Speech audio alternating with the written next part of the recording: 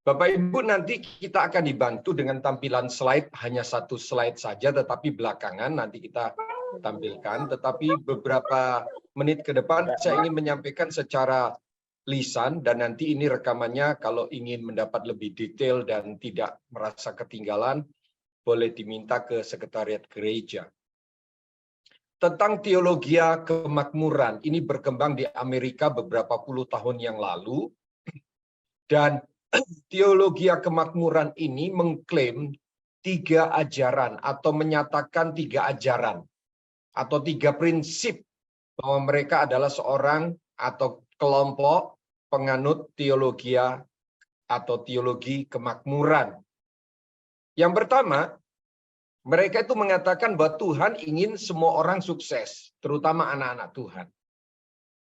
Ya, memang benar Tuhan ingin kita berhasil atau sukses.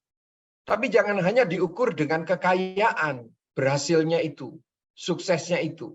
Ya, seolah-olah nanti akhirnya orang Kristen yang tidak kaya itu tidak diperkenan Tuhan.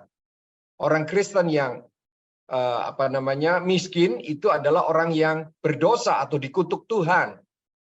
Nah, sukses itu diukur jangan hanya dengan materi, Bapak Ibu sekalian. Sukses itu diukur bagaimana kita berhasil menjalani hidup ini seturut dengan kehendak Tuhan. Berjalan di dalam kebenaran firman Tuhan sepanjang umur hidup kita. Sekalipun nanti pada akhirnya kita pulang ke rumah Bapa, tidak dengan banyak harta dan kekayaan, tetapi kita sukses juga dalam pandangan Tuhan, bahwa kita mengakhiri pertandingan iman dengan baik, mengakhiri sampai dengan garis akhir, dan itu yang dikatakan oleh Rasul Paulus. Nah, Tuhan Yesus berkata, makananku ialah melakukan kehendak Bapa. Jadi yang menjadi fokus kita adalah, sebagai orang Kristen, kita tidak fokus kepada sukses secara materi. Sekalipun ada janji Tuhan, Tuhan ingin setiap kita berhasil. Maka Mazmur juga berkata apa saja yang diperbuatnya berhasil. Tetapi keberhasilan ini jangan hanya diukur secara materi, secara kekayaan, harta, tetapi meniru prinsip Tuhan Yesus. Tuhan Yesus juga di dunia bukan sosok dari keluarga kaya. Tuhan Yesus di dunia juga bahkan berkata, anak manusia tidak ada tempat untuk meletakkan kepalanya. Ya, di sini Tuhan menunjukkan bahwa harta kekayaan itu bukan ukuran kesuksesan. Jadi salah kalau kelompok penganut teologi kemakmuran mengatakan Tuhan ingin semua orang sukses, terutama anak-anak Tuhan. Jadi kalau ada anak-anak Tuhan, hamba Tuhan yang tidak sukses secara materi, itu dianggap orang berdosa, orang yang kena kutuk. Padahal Tuhan berkata, makananku ialah yang utama dalam hidupnya, melakukan kehendak Bapa. Contoh yang lain, Musa. Musa itu sudah enak hidup makmur di istana sebagai anak angkat jadi dari putri raja. Tetapi setelah dia dewasa, dia tahu kebenaran. Kesuksesan itu bukan diukur pada kekayaan, jabatan secara materi, secara jasmaniah. Maka Musa memilih untuk meninggalkan Mesir. Ya, Musa keluar dari istana raja. Kalau Pak Wayan bisa sambil mengikuti, nanti misalnya ada ayatnya Pak Wayan ya. Misalnya ya Ibrani 11 ayat 26. Dikatakan Ibrani 11 ayat 26, Musa menganggap penghinaan karena Kristus sebagai kekayaan yang lebih besar. Coba ya, sangat paradoks sekali, sangat bertentangan sekali dengan prinsip penganut teologi kemakmuran. Musa dicatatkan adalah seorang yang justru meninggalkan kemakmuran, meninggalkan kegelimangan harta. Karena Kristus, itu dianggap kekayaan yang lebih besar dari semua harta Mesir. Sebab pandangannya ia arahkan kepada upah. Itu yang diucapkan Musa, itu yang dipikirkan Musa, yang ditulis dalam kitab Ibrani, Ibrani 11 tadi, ayat 26. Jadi Bapak Ibu sekalian, menjadi kaya itu tidak salah. Tuhan berkenan kita menjadi orang kaya. Tetapi kekayaan bukanlah ukuran orang itu hidupnya berkenan di hadapan Tuhan. Kekayaan itu bukan ukuran orang itu diperkenan Tuhan. Juga kemiskinan atau kekurangan itu bukan lambang dari orang itu tidak diperkenan Tuhan atau mendapat kutuk Tuhan, bukan itu. Ya, Allah tidak ingin orang percaya menjadi miskin. Ini teologi kemiskinan. Ya, Tuhan tidak ingin orang percaya itu miskin. Tetapi supaya kita tidak miskin, kita tidak boleh menganut teologi kemakmuran yang akhirnya menjadikan harta kekayaan sebagai sasaran utama dalam hidup kita. Bukan, kita harus mengutamakan kehidupan yang berkenan kepada Tuhan, menjadi pelaku firman. Bagaimana supaya kita menjadi orang yang berhasil, menjadi orang yang sukses? Tentu kita harus bekerja dengan rajin. Ya, ini adalah ayat yang ditampilkan Pak Wayan adalah tentang Musa menganggap penghinaan karena Kristus sebagai kekayaan yang lebih besar. Dia pergi ke padang gurun, itu tidak punya apa-apa. Tetapi bagi dia itu bukan sebuah kutuk, bukan sebuah malapetaka, bukan sebagai tanda hidupnya tidak berkenan kepada Tuhan. Malah sebaliknya, dia mengatakan itu adalah kekayaan yang lebih besar daripada semua harta Mesir. Nah, supaya kita menjadi orang berhasil, menjadi orang sukses, menjadi orang kaya, tidak miskin, maka kita harus bekerja. Bapak Ibu, bekerja itu ada dua jenis. Kerja dengan rajin, kerja keras, ya. Tetapi juga harus kerja cerdas. Di dalam kitab-kitab Amsal, nanti kalau Bapak Ibu sempat, tolong cari ayatnya yang berkaitan dengan bekerja, berkaitan dengan kecerdasan, berkaitan dengan pengetahuan, berkaitan dengan hikmat. Ada beberapa ayat yang menyatakan tanpa pengetahuan, kerajinan pun tidak ada gunanya. Jadi kerja rajin, kerja keras, tanpa hikmat, tanpa kecerdasan, itu seperti orang menggunakan mata kapak yang tumpul untuk mematahkan atau menebang pohon. Beda dengan menggunakan mata kapak yang tajam untuk menebang pohon. Kalau dia menggunakan mata kapak yang tajam, itu kerja cerdas. Bukan cuma kerja rajin. Kalau dia menggunakan mata kapak yang tumpul, itu kerja keras dan kerja rajin. Pasti hasilnya beda. Kalau mata kapak yang tumpul 3-4 kali ayunan, pohon baru tumbang. Tapi kalau mata kapak yang tajam, 1-2 kali ayunan, pohon sudah tumbang. Sedikit tenaga yang dikerjakan, hasilnya maksimal. Tapi kalau kerja rajin atau kerja keras saja, banyak tenaga yang dikeluarkan, hasil tidak selalu maksimal. Nah, Tuhan ingin kita kerja bukan hanya rajin, bukan hanya kerja keras, tapi Tuhan ingin kita bekerja dengan hikmat, dengan pengetahuan, dengan akal budi, dengan kecerdasan yang kita minta dari Tuhan, supaya kita keluar dari kemiskinan. Apalagi kalau faktanya orang itu miskin karena malas bekerja. Orang itu miskin karena dulu dia malas sekolah, tidak menggunakan kesempatan. Ya jangan salahkan, ini adalah akibat dari teologi kemakmuran yang tidak terpenuhi dalam hidup orang itu. Tidak bisa begitu. Jadi teologi kemakmuran mengatakan Tuhan ingin semua orang sukses, benar, tetapi kebenaran itu harus selaras dengan Alkitab, bahwa bukan sukses secara materi ukurannya. Namun sayang, kelompok teologi kemakmuran mengukur kemakmuran berkat Tuhan, perkenanan Tuhan, hanya kepada kekayaan materi secara jasmani. Itu salah. Yang kedua, kelompok penganut teologi kemakmuran mengatakan penebusan Yesus itu termasuk mengangkat penyakit dan penderitaan kita. Jadi Bapak Ibu, ketika orang percaya Yesus, menurut teologi kemakmuran, tidak ada lagi sakit. Menurut kelompok penganut teologi kemakmuran, orang yang sudah percaya Yesus tidak akan miskin lagi, tetapi sehat dan kaya. Karena mereka punya paham, Yesus menebus kita, termasuk menebus penyakit dan kemiskinan kita. Sehingga kita tidak sakit lagi, sehingga kita tidak miskin. Nah, ini adalah prinsip yang salah. Ya, Bapak Ibu sekalian, tubuh kita ini masih belum sempurna. Belum diubahkan menjadi tubuh kemuliaan. Berarti tubuh kita ini masih lemah, masih bisa sakit. Rasul Paulus pun berkata dalam dalam surat 2 Korintus, ya, manusia jasmani kami semakin merosot. Tetapi lain, manusia rohani pasti semakin kuat. Jadi kalau penganut teologi kemakmuran mengatakan orang di dalam Yesus tidak ada lagi sakit, itu salah. Karena sakit itu bukan tanda orang itu hidupnya dikutuk Tuhan. Sakit itu bukan tanda orang itu hidupnya tidak diperkenan Tuhan. Ya, kita ada di dunia yang rusak. Kita ada di tengah-tengah dunia yang sudah penuh dengan dosa. Kita ada di tengah-tengah dunia penuh dengan kerusakan dan menimbulkan berbagai macam sakit penyakit dan mutasi bakteri, terutama virus, ya, bermutasi ke sana kemari.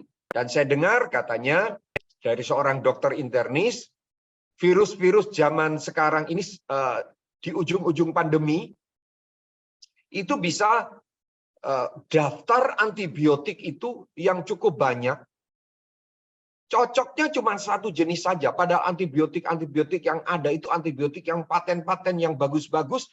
Setelah dikultur baru ketahuan orang ini cocok dengan satu jenis antibiotik saja. Nah, saya tanya sama dokternya, kenapa itu dok? Ya karena virusnya bermutasi. Atau yang kedua menggunakan antibiotik seenaknya, tidak menggunakan penunjuk dokter. Beli antibiotik seenaknya, makan 2 hari stop, makan 1 hari stop karena sudah merasa enak. Padahal antibiotik itu minimal 3 hari, bisa sampai 5 hari atau seminggu.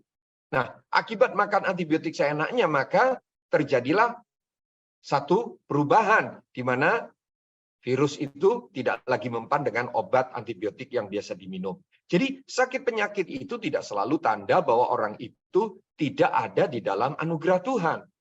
Ya, menganggap orang sakit bukan anak Tuhan, menganggap orang sakit itu dikutuk Tuhan, itu tidak benar. Contoh, Ayub itu orang benar, tapi dia menderita karena sakit penyakit.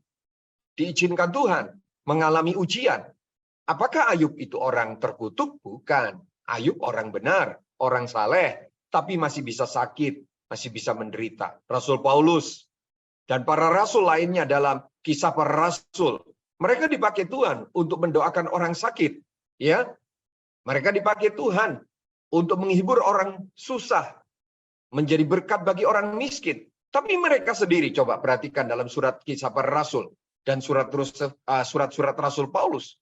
Perhatikan, Rasul Paulus sendiri hidupnya sederhana, bukan kaya. Dan ada sakit, duri dalam daging. Memang ada tafsiran setidaknya 2. Yang dimaksud duri dalam daging itu adalah persoalan yang bersifat rohani. Tapi juga penyakit yang mengganggu penglihatannya. Ya, dan para rasul yang lainnya, mereka juga menderita. Ketika mereka menjadi rasul yang mempertahankan iman, mereka ditangkap, dianiaya, mereka menderita. Apakah penderitaan itu menggambarkan Tuhan meninggalkan mereka? Tidak. Apakah penderitaan itu menggambarkan Tuhan tidak berkenan kepada mereka? Tidak. Tuhan menghukum mereka? Tidak. Mereka orang-orang yang takut akan Tuhan, yang hidup benar. Tapi mereka juga masih bisa menderita dan sakit. Jadi, prinsip yang kedua dari penganut teologi kemakmuran bahwa penebusan Yesus termasuk mengangkat penyakit dan penderitaan kita sehingga orang yang ada di dalam Yesus atau orang Kristen tidak bisa sakit lagi, tidak bisa menderita lagi. Kalau sakit itu berarti berdosa, kalau menderita berarti itu karena dosa, tidak seperti itu. Bapak Ibu sekalian, murid atau anak rohani Rasul Paulus namanya Timotius dinasihati oleh Rasul Paulus. Timotius, karena pencernaanmu kurang baik, minumlah sedikit anggur atau minumlah anggur. Tentu bukan anggur yang memabukkan ya, itu cari penyakit, bukan menyembuhkan penyakit itu ya. Jadi, nah, Timotius pun orang yang takut akan Tuhan, setia melayani. Tapi dia punya sakit pencernaan. Apakah Timotius dikutuk Tuhan? Bukan. Ya, Rasul Paulus dan rasul yang lain juga tidak kaya. Tetapi dia menunjukkan hidup mereka berkenan kepada Tuhan. Mereka berusaha untuk tidak membuat orang lain repot, membuat orang lain mengalami kesulitan dengan hidup mereka. Mereka belajar mengandalkan Tuhan, berharap hanya kepada Tuhan.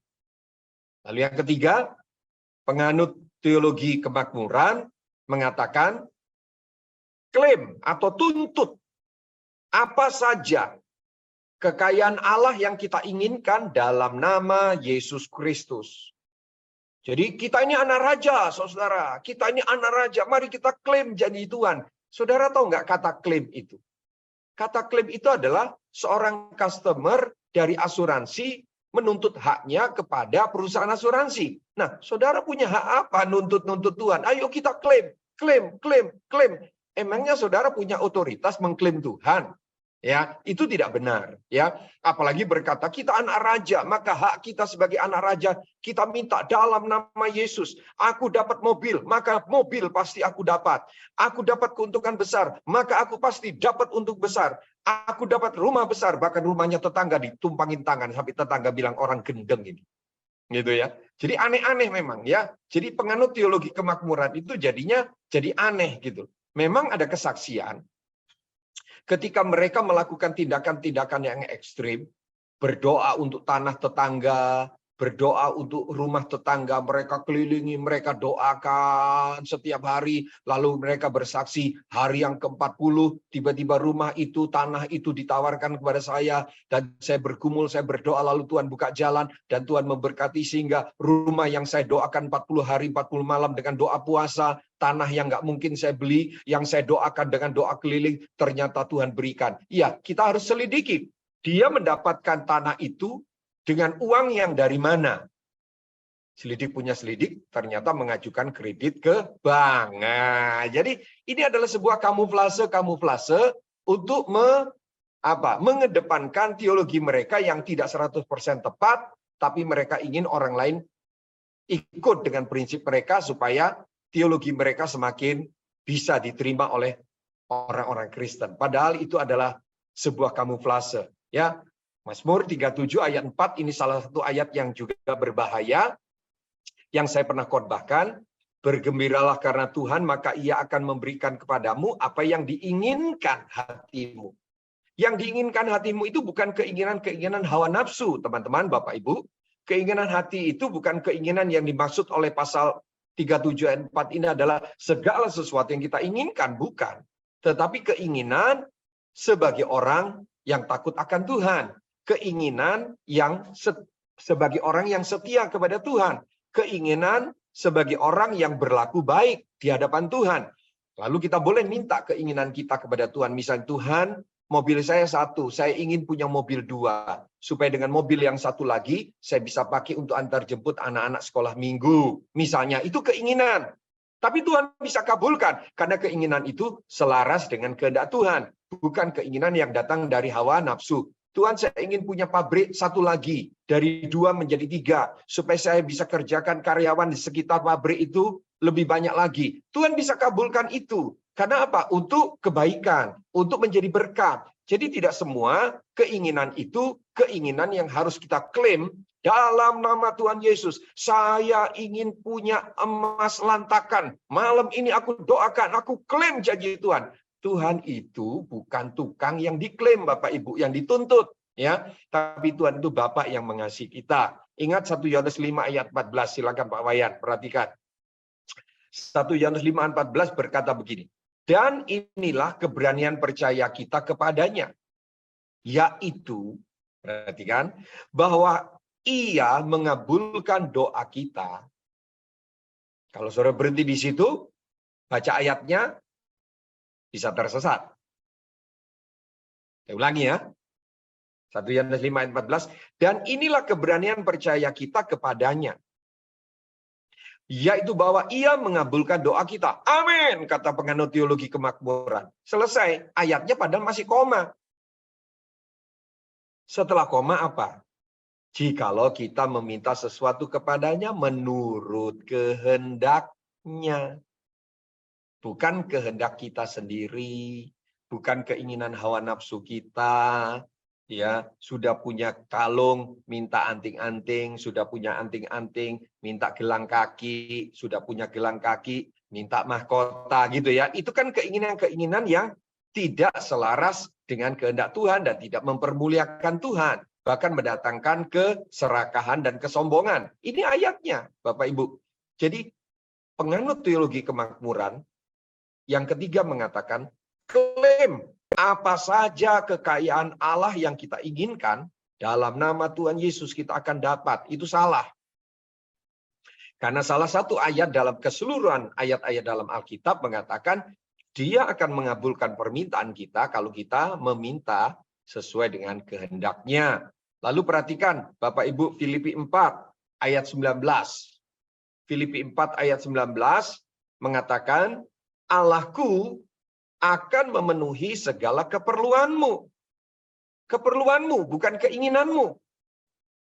Ya, saudara perlu apa? Perlu mobil lagi. Kalau memang perlu, minta sama Tuhan. Saudara perlu apa? Minta kepada Tuhan. Bukan sekedar keinginan-keinginan. Tapi apa yang saudara perlukan. Tuhan, saya perlu kesehatan untuk lebih baik lagi kesehatan saya. Ya berusahalah untuk lebih sehat dan minta kepada Tuhan untuk memberikan saudara bisa hidup dalam kesehatan. Sebentar ya, saya ada telepon masuk dari seseorang.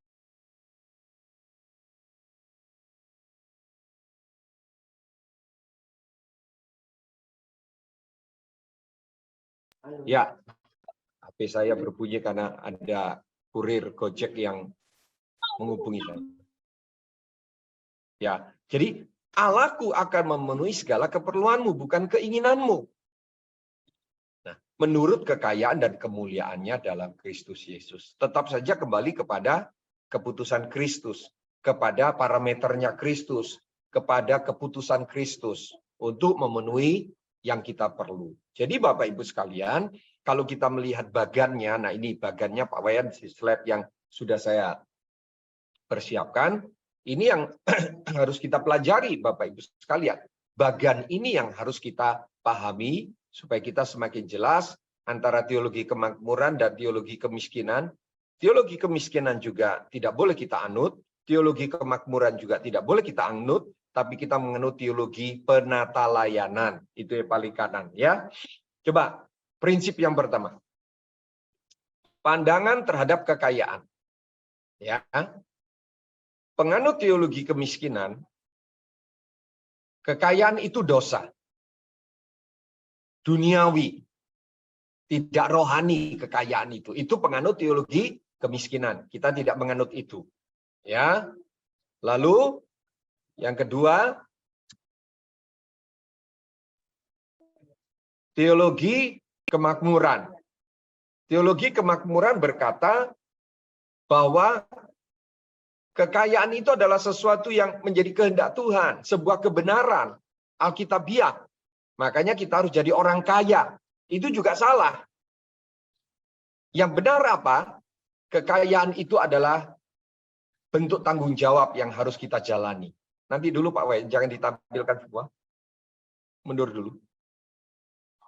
Ya, kekayaan itu adalah sebuah tanggung jawab yang harus kita kelola dengan baik. Sehingga tidak ada lagi berkata orang yang tidak kaya itu dosa, orang yang kaya hidup dalam kebenaran. Tapi yang benar adalah bagaimana tanggung jawab kita menata kekayaan kita. Pak Wayan bisa dimundurkan nggak slide-nya? Jangan diklik semua. Ya, ya. Terus yang prinsip yang kedua, saya bekerja untuk, kalau penganut teologi kemiskinan, saya bekerja untuk memenuhi kebutuhan saja. Jadi ini tipe orang yang memandang harta, kekayaan, kerja rajin, kerja cerdas itu sekedar saja karena tidak berfokus pada kekayaan, kesuksesan. Ini juga ekstrim kanan, ya. Kalau ekstrim kiri, teologi kemakmuran mengatakan bekerja untuk jadi kaya. Karena kekayaan itu adalah refleksi dari perkenanan Tuhan. Ini juga ekstrim kiri. Ini juga nggak boleh. Apa yang kita anut? Teologi penata layanan. Saya bekerja untuk melayani Tuhan. Melayani rencana Tuhan. Melayani tujuan Tuhan. Melayani kehendak Tuhan. Jadi saya bekerja untuk Tuhan. Saudara bekerja menjadi lebih kaya untuk Tuhan. Saudara yang sekarang belum jadi orang kaya, bekerja cerdas, bekerja rajin supaya lebih kaya untuk Tuhan. Di situ saudara akan damai sejahtera. Entah sukses atau belum, entah kaya atau belum, tapi kita sudah bekerja dengan konsep, saya bekerja sungguh-sungguh melayani Tuhan, maka saudara tidak terganggu. Mau kaya atau miskin, atau sukses atau belum, yang penting hati saudara tahu, saudara melayani Tuhan. Itu konsep tentang bekerja. Sekarang berikutnya, yang ketiga. Konsep tentang orang benar. Kalau teologi kemiskinan, orang benar itu harusnya hidup sederhana, bahkan miskin. Yesus itu loh, meletakkan kepala aja nggak punya tempat. Nggak benar juga. Ya, nggak benar juga. Karena para nelayan yang dipanggil oleh Tuhan Yesus itu mereka punya properti. Tapi Tuhan tidak mau mereka terikat, bukan menjadi miskin. Tapi teologi kemiskinan menganut bahwa orang benar itu sederhana, bahkan miskin. Itu baru top, itu baru hebat. Itu salah. Sedangkan ekstrim kirinya teologi kemakmuran berkata orang benar itu harus kaya. Kalau tidak kaya itu bukan orang benar. Wow, gawat sekali nih ya. Kita-kita yang nggak kaya, yang melayani Tuhan dengan sungguh-sungguh, kita orang dikutuk Tuhan semua ini. Gawat ini. Ya, hamba Tuhan kalau pelayanannya nggak berhasil dan tidak mengumpulkan banyak orang kaya, itu hamba Tuhan yang tidak diberkati. Hati-hati dengan teologi kemakmuran. Tapi juga jangan bermegah dengan kemiskinanmu. Oh, yang penting saya melayani Tuhan walaupun miskin. Ya, tunggu dulu. Anda melayani Tuhan dengan sungguh-sungguh atau sembarangan sehingga jadi miskin. Jadi nggak boleh juga. Nah, prinsip teologi penata layan adalah orang yang setia, yang dapat dipercaya, itulah orang benar. Ya, jadi ada teologi kemiskinan, ada teologi kemakmuran, ada teologi penata layanan. Teologi atau teologi itu dua hal yang sama. Kalimatnya, kata-katanya sedikit berbeda tapi sama artinya. Teologi atau teologi, ilmu tentang ketuhanan. Sekarang berikutnya, prinsip yang keempat. Penganut teologi kemiskinan memandang orang berdosa itu seperti apa? Oh, ternyata orang kaya itu orang berdosa menurut penganut teologi kemakmuran. Kalau penganut teologi penganut teologi kemiskinan berkata orang kaya itu adalah orang yang berdosa. Nggak boleh kaya itu dosa. Itu kira-kira. Dan penganut teologi kemakmuran berkata orang miskin itu orang berdosa. Maka kita jangan miskin. Supaya kita jangan masuk kelompok orang berdosa. Tetapi kita penganut teologi penata layanan. Bahwa orang berdosa itu artinya apa? Orang yang tidak setia kepada Tuhan. Bukan orang miskin identitasnya. Bukan orang kaya identitasnya. Tapi orang yang tidak setia kepada Tuhan. Itulah orang berdosa. Nah, kita menganut yang paling kanan. Teologi penata layanan. Next. Prinsip yang berikutnya, Bapak Ibu sekalian. Tentang memberi. Kalau penganut teologi kemiskinan, memberi itu kewajiban. Didorong dengan aturan-aturan yang mewajibkan supaya mereka tidak terlihat sebagai orang kaya, mereka wajib memberi, bahkan sampai miskin nggak apa-apa. Itu juga salah. Lalu teologi kemakmuran mengatakan apa? Saya memberi untuk mendapat sesuatu, imbalan, untuk mendapat berkat yang lebih besar. Ini juga salah. Yang betul apa? Teologi penata layanan. Saya memberi karena mengasihi Tuhan. Amin, Bapak Ibu. Ya, saya memberi karena mengasihi Tuhan. Kalau sudah begini, punya sedikit atau punya banyak, kita memberi dengan sukacita, tanpa embel-embel menjadi lebih kaya, tanpa embel-embel supaya kelihatan lebih rohani, saya menjadi miskin saja, habisin saja uang saya supaya saya berkenan kepada Tuhan. Dua ekstrim teologi ini salah. Kita mengenal teologi yang paling kanan, penata layanan, bahwa kita memberi karena kita mengasihi Tuhan. Yang terakhir, Bapak Ibu, dalam hal pemakaian uang. Nah, orang penganut teologi kemiskinan selalu diliputi rasa takut dan terpaksa. Karena bagi dia menggunakan uang itu duniawi. Menggunakan uang itu tidak rohani. Uang itu semuanya harus diserahkan kepada orang miskin. Uang itu semuanya harus diserahkan kepada gereja, kepada hamba Tuhan, untuk kerajaan Allah. Sehingga menggunakan untuk kepentingan sendiri itu rasa takut, rasa terpaksa menggunakannya. Ini juga ekstrim kanan yang salah. Ekstrim kirinya apa? Akhirnya tidak hati-hati menggunakan keuangan, menjadi seorang yang seenaknya menggunakan keuangan. Karena bagi dia, kemakmuran itu identik dengan perkenanan Tuhan, maka dia jadi boros, ya, jadi konsumtif. Sudah punya HP 2, beli lagi HP 3, karena lagi jalan-jalan di mall ada seri yang terbaru. Padahal HP 1, HP 2 itu baru kepake sesekali. Dia beli lagi. Ini orang yang menganut teologi kemakmuran. Dia tidak ada rasa bersalah, karena bagi dia, toh saya dibuat Tuhan kaya untuk menikmati. Tidak begitu. Nah, teologi penata layanan, ini yang kita anut. Dalam hal pemakaian keuangan, kita berdoa sungguh-sungguh cari kehendak Tuhan dan bertanggung jawab menggunakan keuangan itu. Kalaupun uang itu sebagian 20%, 15% kita tabung, kita tahu tujuannya untuk menabung untuk apa.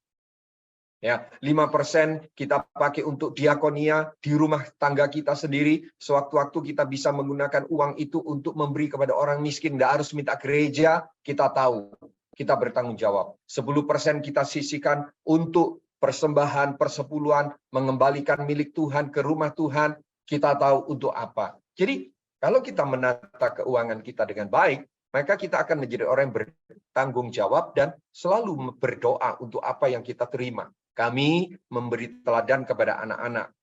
Setiap kali menerima berkat Tuhan, besar atau kecil, berkat Tuhan yang rutin ataupun tiba-tiba, kami selalu berdoa dan mengatakan kepada anak-anak, jangan lupa, di dalam berkat Tuhan selalu ada milik orang miskin, sekian persen. Tidak boleh kita gunakan semua uang ini.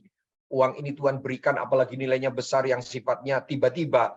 Pasti ada maksud Tuhan, bukan untuk kita nikmati sendiri, bukan untuk kita sisihkan, kita tabung, lalu kita punya tabungan. Kami selalu menanamkan itu kepada Joshua dan kepada Daniel, sehingga sekali waktu saya melihat Joshua ketika kami sedang jalan-jalan, ya saya di dalam mobil, Daniel Joshua keluar masuk ke minimarket dengan mamahnya, lalu Joshua keluar duluan sambil tangan kanan, tangan kirinya membawa roti, membawa air mineral, lalu di kempitan tangannya ini dia bawa sesuatu juga.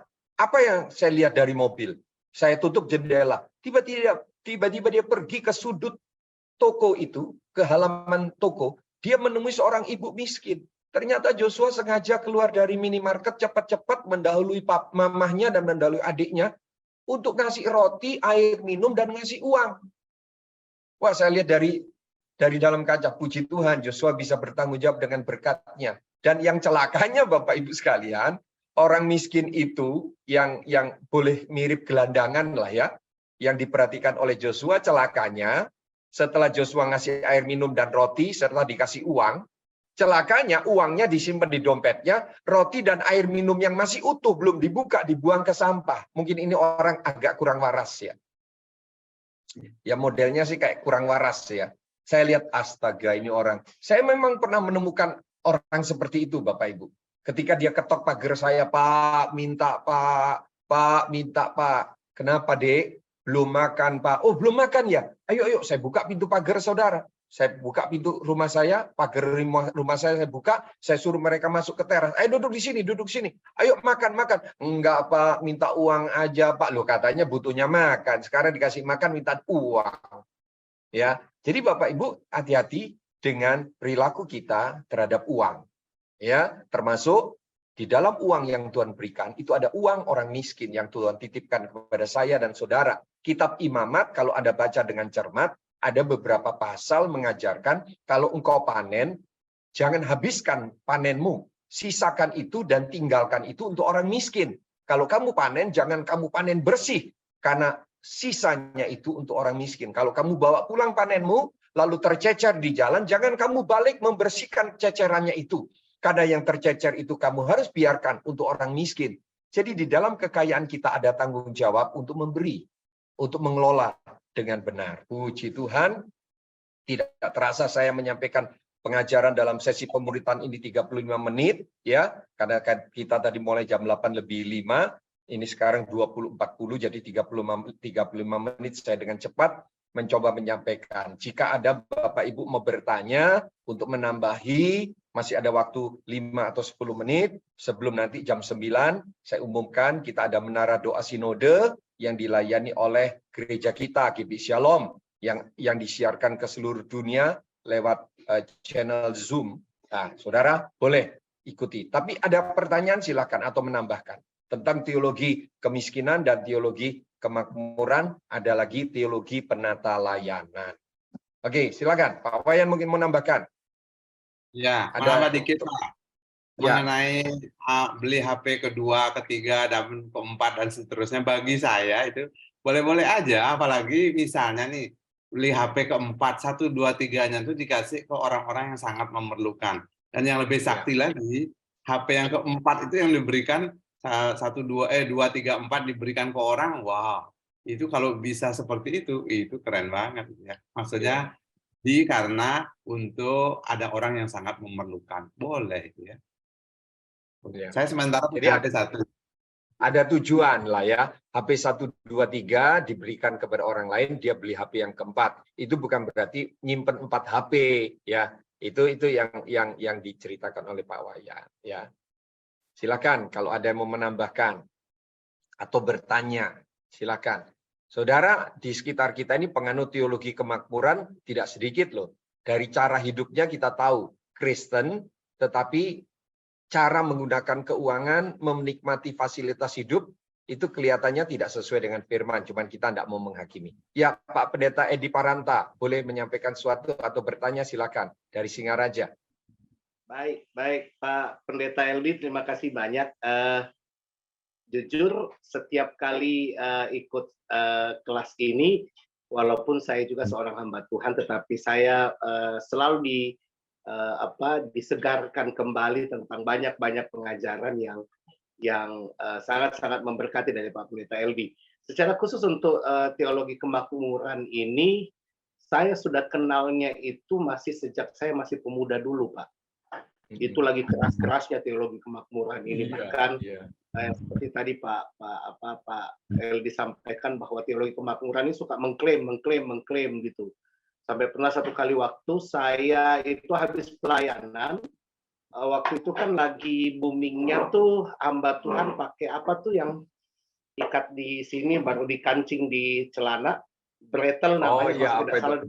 Kayak gesper dari celana ke belakang gitu ya. Ya. Terus itu dulu boomingnya itu gespernya itu harus senada dengan dasinya gitu loh Pak. Waktu itu saya suka pakai itu Pak. Saya beli malah sampai beli di mall. Nah satu kali waktu ada hamba Tuhan itu datang dan ya ini dia penganut teologi kemakmuran Pak. Dengan tanpa sungkannya itu dia bilang, wah bagus ya dasinya dengan ininya.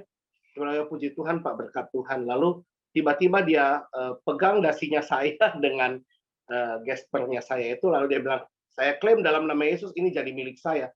Kaget saya Pak. Loh begitu jadinya gitu. Jadi ya, begini Pak. Yang ingin saya tanyakan adalah kalau tadi Pak Eldi sampaikan tentang bagaimana pandangan teologi kemakmuran dan teologi kemiskinan itu dalam kehidupan sehari-hari.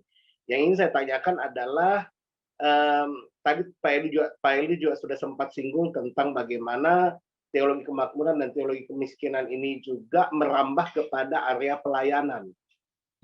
Bahwa hamba Tuhan yang miskin itu penuh dengan dosa, hamba Tuhan itu harus kaya, sementara tadi Pak Eldi sampaikan bahwa prinsip penata layanan adalah orang yang setia dan dapat dipercaya. Itu dalam konteks pelayanan kalau saya ambilnya seperti itu Pak. Nah, ini bagaimana Pak kalau umpamanya masih ada juga di kalangan hamba-hamba Tuhan yang masih berprinsip seperti itu, bahwa melihat kondisi pelayanan tidak berkembang, melihat kondisi pelayanan yang dari waktu ke waktu begitu saja, dari segi ekonomi hamba Tuhannya begitu saja. Lalu ada beberapa hamba-hamba Tuhan yang mungkin masih terpengaruh dengan teologi kemakmuran seperti ini, Pak. Nah, bagaimana kita menyikapinya?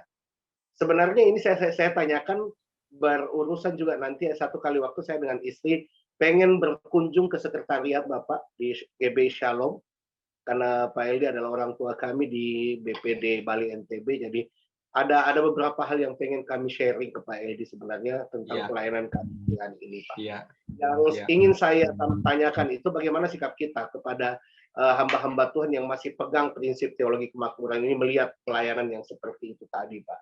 Karena tahun 2023 ini saya hanya berpatokan kepada tema gereja kita secara nasional berfokus kepada Kristus kan. Itu aja sih yang saya pengen fokuskan itu saja Pak, sambil betul-betul menata kembali apa yang harus saya kerjakan di tahun 2023. Terima kasih Pak Endi. Iya, jadi kalimat terakhir yang Pak Edi tadi sampaikan, sambil menata lagi pelayanan saya untuk lebih fokus ya. Nah, jadi untuk menghadapi penganut teologi kemakmuran, apalagi dalam konteks seorang hamba Tuhan adalah penganut teologi kemakmuran, kita tidak bisa, kita tidak perlu mendebat pengajarannya, tetapi kita tunjukkan buah-buah pelayanan kita. Bahwa buah pelayanan kita itu tidak harus dalam bentuk jumlah, ya, quantity, tapi bentuk pelayanan kita buahnya bisa dalam bentuk kualitas, kualitas kerajinan, kualitas kesetiaan, kualitas kesederhanaan kita tanpa mengeluh, kualitas buah-buah pelayanan kita yaitu jiwa-jiwa yang kita gembalakan mereka bertumbuh walaupun jumlahnya tidak bertambah. Bertumbuh dan bertambah. Yang kita harapkan dua-dua. Tetapi yang Tuhan cari adalah kualitas pertumbuhan. Jadi supaya kita hamba Tuhan tidak tertuduh dengan hamba Tuhan yang punya gaya hidup mewah dan penganut teologi kemakmuran, ya munculkan buah-buah pelayanan kita.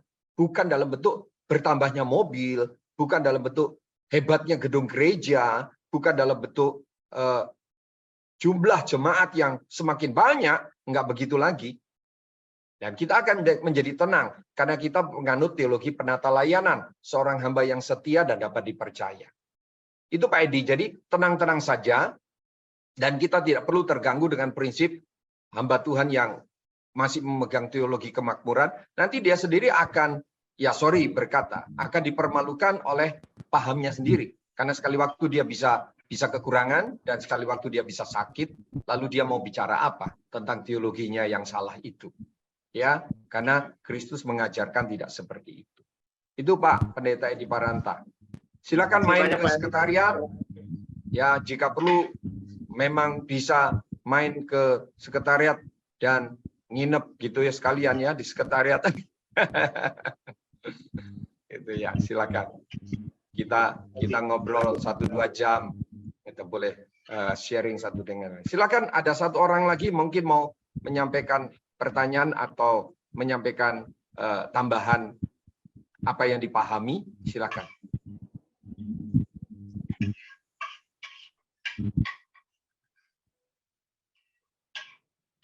Oke, tidak ada ya, berarti kita siapa? Selamat malam, ada? Pak Rudi.